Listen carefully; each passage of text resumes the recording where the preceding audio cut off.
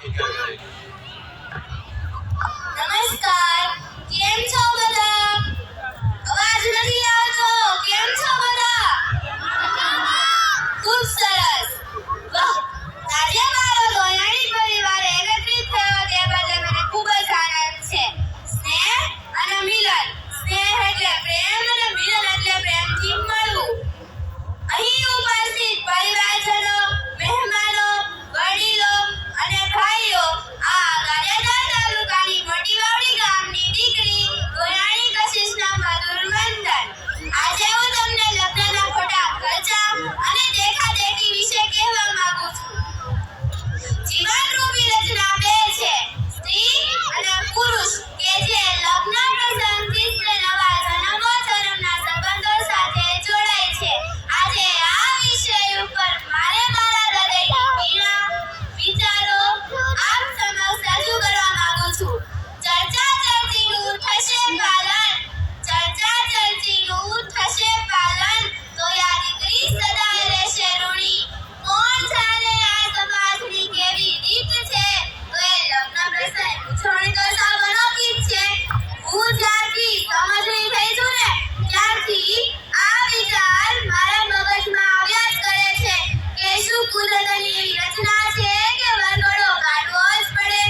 Traffic અને ધ્વનિ પ્રદૂષણ ફેલાવવાનો શોર, ડીજે વગર સપ્તપદીના ફેરા ન કરી શકાય.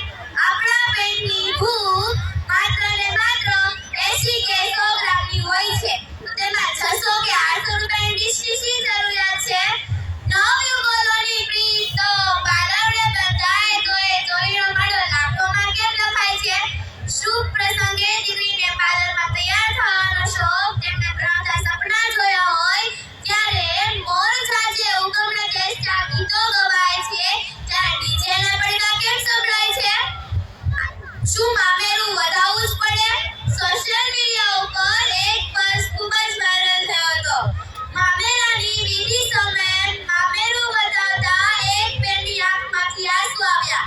ભાઈએ બહેનને ઓછું દીધું એ માટે નહીં, પરંતુ હાજર સ્ત્રીઓ તેમનું સામાન્ય મામેરું જોઈને તેમની મજાક ઉડાડતા હતા કે ભાઈએ બહેનને કંઈક આપવું જ હોય તો બંધ પાણે ગુપ્ત રીતે નહીં આપી શકે.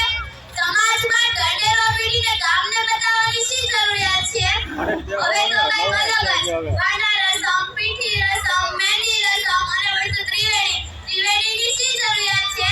છાપ ડેકોરેશનના ફેઝમાં છાપ ડેકોરેશનમાં મૂકવા માટેના મોંઘાદાર કપડાં, 8 થી 10 લાખના ઘરેણાં તો ખરા જ. તે શું ઘરેણાં પહેરવાના છે? ક્યાં મૂકવાના છે? ઘરની તિજોરીમાં અથવા બેંકના લોકરમાં?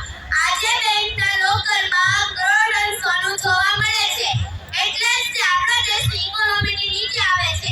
આપણા ગુજરાતીઓમાં એક કહેવત છે, લાંબા જોડે ટૂંકો થાય, મળે નહીં ને માંદો થાય.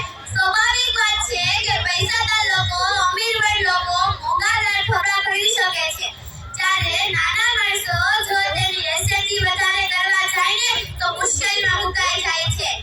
કોરોના આવ્યો ને ત્યારે આપણને સમજાવતો ગયો, માણસ ઓછા ખર્ચે પણ પોતાનું જીવન શાંતિથી જીવી શકે છે. દેખાદેખી કરીને પોતાના દીકરા કે દીકરીના ધામધૂમથી લગ્ન ઉજવવાની તેના પિતા ઉપર કેટલી મોટી મુશ્કેલી મુકાઈ જાય છે. આ બધું જાણતા છતાં પણ મૌન સેવાય જાય છે. દુઃખ તો ત્યારે થાય છે કે નથી તોય કરવા જાય છે ને અમથે હપ્તા ભરાય છે.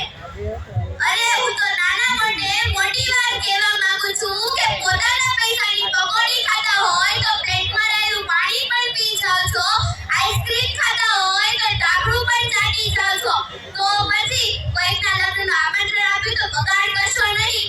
એક બાપે પોતાના દીકરાને પરણાવવા માટે જીવનની મૂડી લગાવેલ હોય છે. અરે હું તો દેખાદેખી અને લગ્નના ખોટા ખર્ચા વિશે કહું તેટલું ઓછું છે.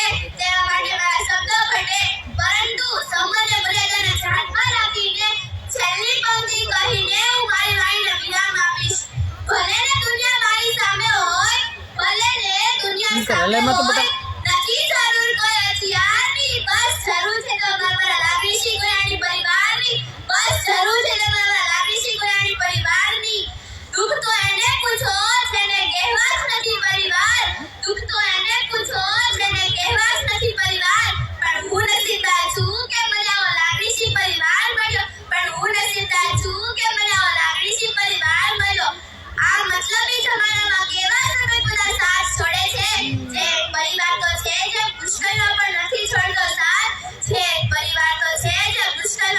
નથી છોડતો સાહેબ. Thank you. ખૂબ સરસ.